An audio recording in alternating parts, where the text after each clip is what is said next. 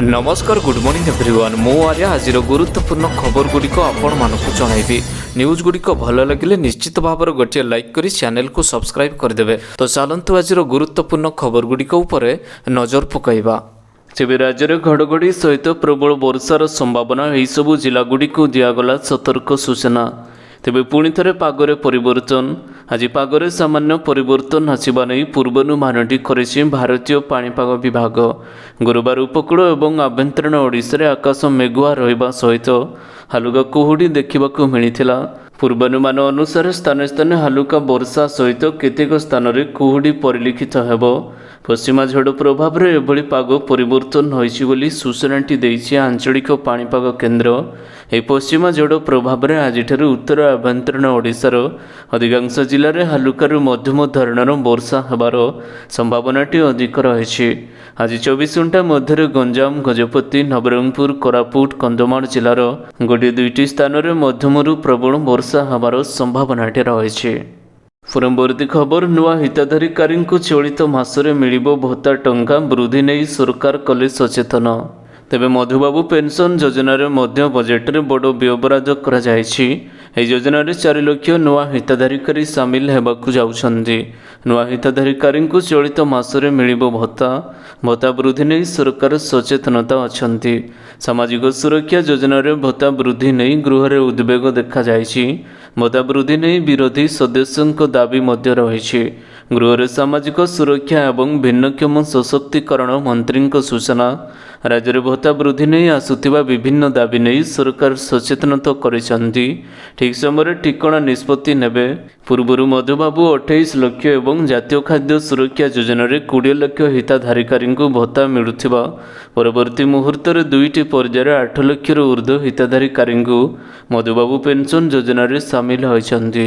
2 दिन तले सामिल होइतिबा 4 लाख नुआ हिताधिकारी मानंगु चलित मासरे भत्ताटी मिलिबाकु जाउछि। परवर्ती खबर ईपीएफर 7 कोटी सदस्यों को लागिपारे झटका सुधर हार ह्रास पाई केंद्र सरकार निष्पत्ति। तेबे कर्मचारी भविष्य निधि संगठन ईपीएफ पक्षर प्रति आर्थिक वर्ष में सुधर हारटी घोषणा करा जायथाय।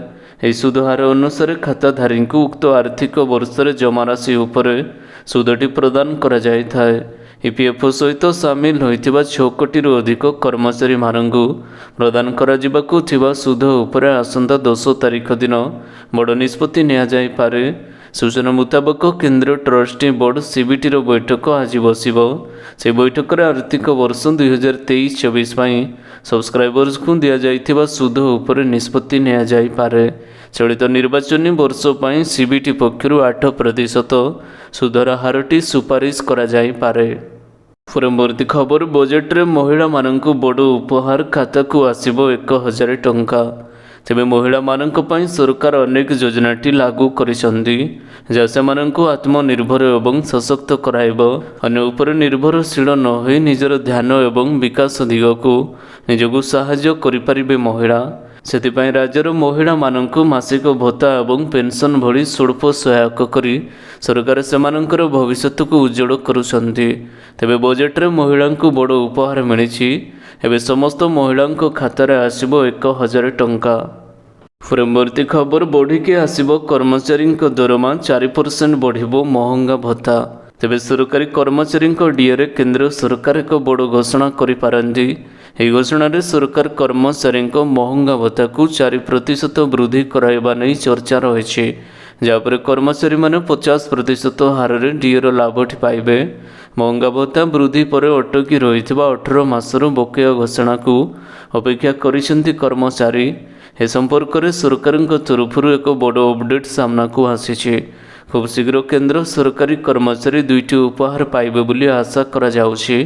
एसहित डीए वृद्धि और 18 मासर द्वितीय बकेया प्रदान कराଯାଇपारे बोली रिपोर्ट रे विश्वास करा जाउछि। तेबे 2टी उपहार केंद्र सरकारी कर्मचारी दरमा वृद्धि करिपारन्ते। परवर्ती खबर एलपीजी सिलिंडर एवं देखा क्यूआर कोड स्कान कले ग्राहक माने पाइबे बड़ लाभ। तेबे जदि आपण एलपीजी सिलिंडर व्यवहार करती यह खबरटी आपण मानक पई उपयोगी अटे। प्रकृत भारत पेट्रोलियम कॉर्पोरेशन लिमिटेड ग्राहक मानंगु आग्रह को दृष्टि रखी एक नूतन सुविधाटी आरंभ करिछि। यार नाम पियोर फॉर सियोर।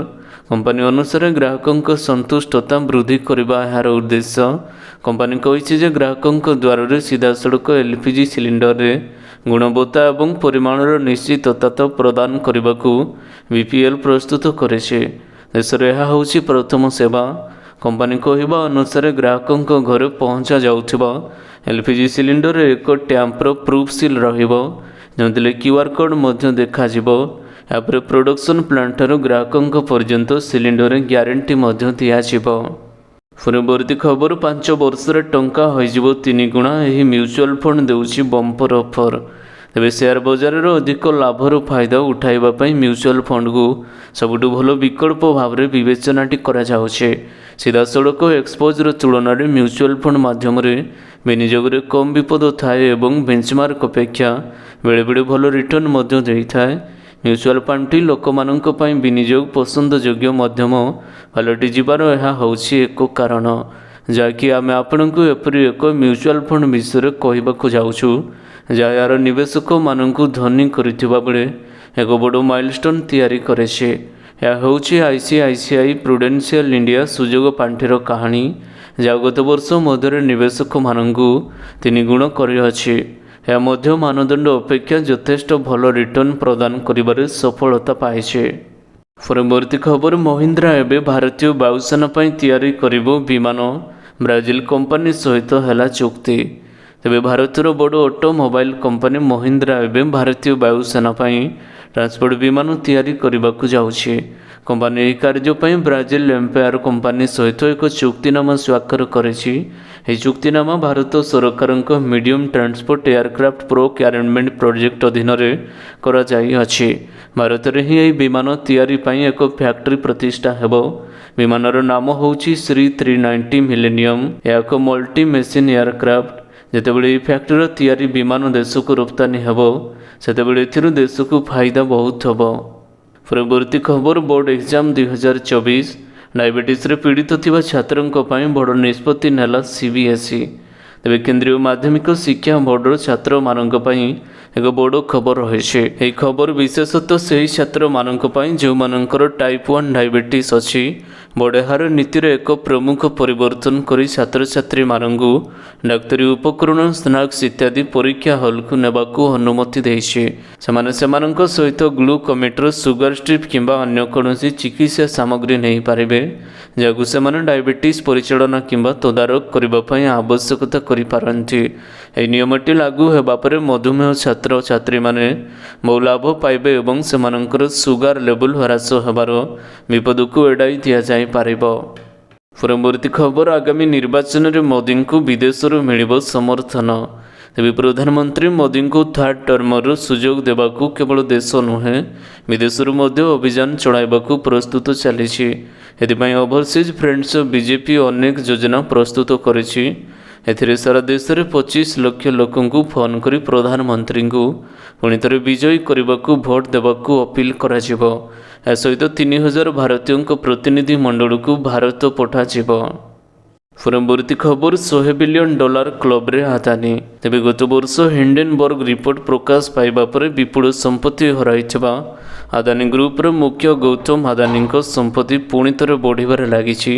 से पुनर्बार $100 बिलियन क्लब रे सामिल होइछन्ति। विश्वर श्रेष्ठ धनी मानक मध्य से 12तम स्थान को उन्नीत होइछन्ति। परवर्ती खबर गोपालपुर समुद्र बेलाभूमि में मृत ऑलिव रिडल सुरक्षा नहीं उठिला प्रश्नवाची। तेबे गोपालपुर समुद्र बेलाभूमि में मृत ऑलिव रिडल समुद्र जीव सुरक्षा नहीं उठिला प्रश्नवाची। पर्यटकों महल में असंतोष। ऑलिव रिडल केमिति हेला मृत्यु समुद्र ट्रोलर माडना अन्य कौनसी कारण होइछि मृत्यु एप्रति वन विभाग आवश्यक पद नबाकू परिवेशित निवेदन करिसंती। एवं ऑलिव रिडल मिलन प्रक्रिया सरीछि। एहि मास 3 किंबा 3 सप्ताह रे अंडादान प्रक्रियाटी आरंभ हेबो। या पूर्व समुद्र कूल में मृत अवस्था विरल प्रजातिर जीव ऑलिव रिडल ठाब हेबा घटना समस्त व्यतीत करिअछि। परवर्ती खबर कामचड़ा बजेट मोट आकार 1,18,000 कोटी ଜାତୀୟ ହାରଠୁ ଓଡ଼ିଶାର ଅଭିବୃଦ୍ଧି ହାର ଅଧିକ। ତେବେ 2024-25 ଆର୍ଥିକ ବର୍ଷ ପାଇଁ କାମଚଳା ବଜେଟ୍ ଉପସ୍ଥାପନ କରିଛନ୍ତି ଅର୍ଥମନ୍ତ୍ରୀ ବିକ୍ରମ କେଶରୀ ଆରୁଖ। ନିର୍ବାଚନ ପୂର୍ବରୁ ବଜେଟ୍ ଅଧିବେଶନରେ ବିଧାନସଭା କାମଚଳା ବଜେଟ୍ ଉପସ୍ଥାପନ କଲେ ଅର୍ଥମନ୍ତ୍ରୀ। ଏହା ପୂର୍ବରୁ ଅର୍ଥମନ୍ତ୍ରୀ ମୁଖ୍ୟମନ୍ତ୍ରୀ ନବୀନ ପଟ୍ଟନାୟକଙ୍କୁ ଭେଟି ବଜେଟ୍ର ଏକ କପି ସେୟାର କରିଥିଲେ। ଗୃହରେ ଅପରାହ୍ନ 4:45ରେ ବଜେଟ୍ ଉପସ୍ଥାପନ କରିଥିଲେ ଆରୁଖ। ପରବର୍ତ୍ତୀ ଖବର, ଗହମର ଦର ବୃଦ୍ଧିକୁ ନେଇ ସରକାର ନେଲେ ବଡ଼ ପଦକ୍ଷେପ। ତେବେ ଗତକାଲି କେନ୍ଦ୍ର ସରକାର ଏଭଳି ପଦକ୍ଷେପ ନେଇଛନ୍ତି ଯେଉଁଥିରେ ପ୍ରଶ୍ନ ଥିଲା ଦେଶର ଗହମ ମହଙ୍ଗା ହେବାର ସମ୍ଭାବନା ଅଛି। ଦେଶରେ ଗହମର ମୂଲ୍ୟ କିଛି ସମୟ ପାଇଁ ସ୍ଥିର ରହିଛି କାରଣ ଭାରତ ସରକାର ମେ 2022ରେ ଗହମ ରପ୍ତାନି ଉପରେ ପ୍ରତିବନ୍ଧକ ଲଗାଇଥିଲେ। ଏହାପରେ ଘରୋଇ ଚାହିଦା ପୂରଣ ପାଇଁ ଦେଶର ପର୍ଯ୍ୟାପ୍ତ ପରିମାଣ ଗହମ ଯୋଗାଣ ହେଉଛି। ଏହାକୁ ଆଧାର କରି ସରକାର ଜାନୁଆରୀରେ ମଧ୍ୟ କହିଛନ୍ତି ଯେ ଗହମ, ଚାଉଳ ଏବଂ ଚିନି ରପ୍ତାନି ଉପରେ ପ୍ରତିବନ୍ଧକ ଜାରି ରହିବ। ଗହମ ବିଷୟରେ କେନ୍ଦ୍ର ସରକାର କ'ଣ ପଦକ୍ଷେପ ନେଇଛନ୍ତି ଆସନ୍ତୁ ଜାଣିବା। ହୋର୍ଡିଂ ଯାଞ୍ଚ କରିବା ଏବଂ ମୂଲ୍ୟ ବୃଦ୍ଧିକୁ ରୋକିବା ପାଇଁ ଗତକାଲି କେନ୍ଦ୍ର ସରକାର ହୋଲସେଲ୍, ଖୁଚୁରା ବ୍ୟବସାୟୀ ଏବଂ ପ୍ରଫେସରମାନଙ୍କ ପାଇଁ ଗହମ ଷ୍ଟକ୍ ବଜାୟ ରଖିବା ପାଇଁ ନିୟମକୁ କଡ଼ାକଡ଼ି କରିଛନ୍ତି। ଖାଦ୍ୟ ମନ୍ତ୍ରଣାଳୟ ସୂଚନା ଅନୁସାରେ ବ୍ୟବସାୟୀ ଏବଂ ହୋଲସେଲରଙ୍କୁ ବର୍ତ୍ତମାନ 1000 ଟନ୍ ବଦଳରେ ଗହମ ଷ୍ଟକ୍କୁ 500 ଟନ୍ ପର୍ଯ୍ୟନ୍ତ ରଖିବାକୁ ଅନୁମତି ଦିଆଯାଇଅଛି। ପରବର୍ତ୍ତୀ ଖବର, ଅଗ୍ନିବୀର ନିଯୁକ୍ତି 2024 ପଞ୍ଜୀକରଣ ଆରମ୍ଭ। ସିଧାସଳଖ ଅନଲାଇନ୍ ଲିଙ୍କରେ କରନ୍ତୁ ଆବେଦନ। ତେବେ ଭାରତୀୟ ସେନାରେ ଅଗ୍ନିବୀର 2024 ରେଜିଷ୍ଟ୍ରେସନ ଆରମ୍ଭ ହୋଇଛି। ଭାରତୀୟ ସେନା ଗୁରୁବାର ଅଫିସିଆଲ ୱେବସାଇଟ୍ joinindianarmy.nic.inରେ ଆଜୀବନର ରିକ୍ୱାରମେଣ୍ଟ 2024 ପାଇଁ ଅନଲାଇନ୍ ପଞ୍ଜୀକରଣଟି ଆରମ୍ଭ ହୋଇଛି। ଭାରତୀୟ ସରକାର ଅଗ୍ନିବୀର ଯୋଜନା ମାଧ୍ୟମରେ ଭାରତର ଯୁବକମାନଙ୍କ ପାଇଁ ଦୀର୍ଘ ଦିନର ପ୍ରତିବଦ୍ଧତା ନକରି ସେନା ଜୀବନକୁ ଅନୁଭବ କରିବାର ଏକ ସୁବର୍ଣ୍ଣ ସୁଯୋଗଟି ପ୍ରଦାନ କରିଛି। ମନୋନୀତ ଅଗ୍ନିବୀର 4 ବର୍ଷ ପାଇଁ ଭାରତୀୟ ସେନାରେ କାର୍ଯ୍ୟ ମଧ୍ୟ କରିବ।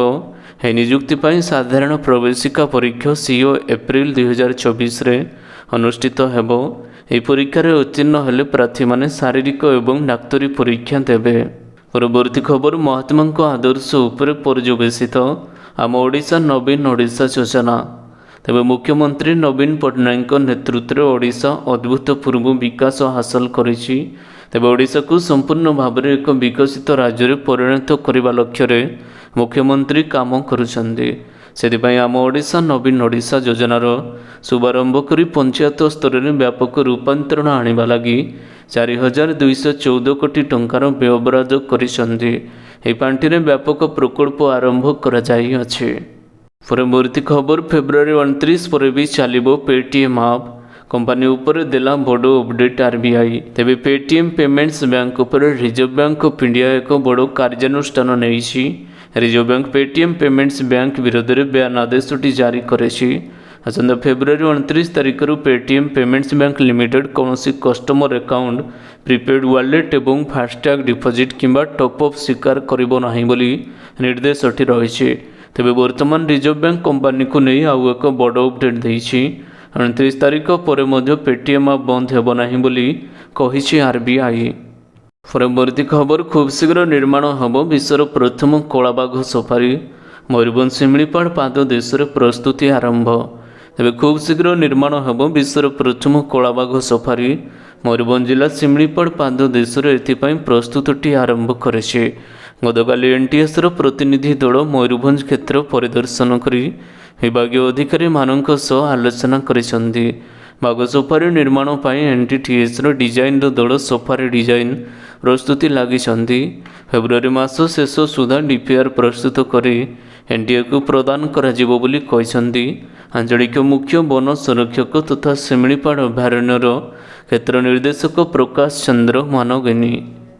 ତେବେ ଆଶା କରୁଛି ଆଜିର ଗୁରୁତ୍ୱପୂର୍ଣ୍ଣ ଖବର ଗୁଡ଼ିକ ଆପଣମାନଙ୍କୁ ନିଶ୍ଚିତ ଭାବରେ ଭଲ ଲାଗିଥିବ।